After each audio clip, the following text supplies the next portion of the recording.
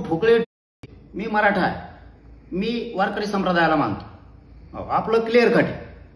आणि मी श्रद्धा ठेवतो, अंधश्रद्धा नाही. किती श्रद्धा अंधश्रद्धा ठेवायची राव.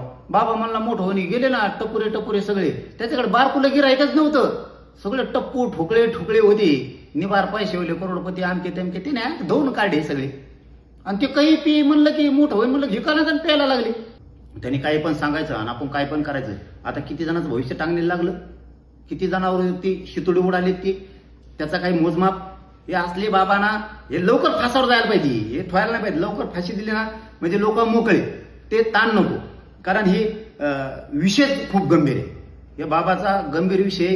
कोणच्या हापशाचं पाणी पित होता काय काय माहित होता तिच्या आईला. आता काय बोलणं ते तसलंय. मग ते लोकांना लागत, कुणी येतं मूत पाजलं, खुशाल लोक बी प्यायला लागले. मोठं होईल म्हणलं की मंत्री होईल म्हणलं की लगेच मूत प्यायला लागले. आणि इतकं मुतत तरी कुठून होता का येड्या गाठीचा देव. प्रत्येक माणसाला नुसता मुततच होता, मुतत पाहिजे होता. यांना आकली पाहिजेत ना. समाजाचा आदर्श लोक आहेत नाही राजकारणी, हे लोक आदर्श असतात ना, यांचा आदर्श घेतात गोरगरीब. आणि हे टपुरीचे टपुरी तिकडे हिंडायला लागल्या. गरिबांनी कसं करायचं यांच्याकडे बघून. यांना तरी कळायला पाहिजे की आपण पुरोगामी महाराष्ट्रात आहेत.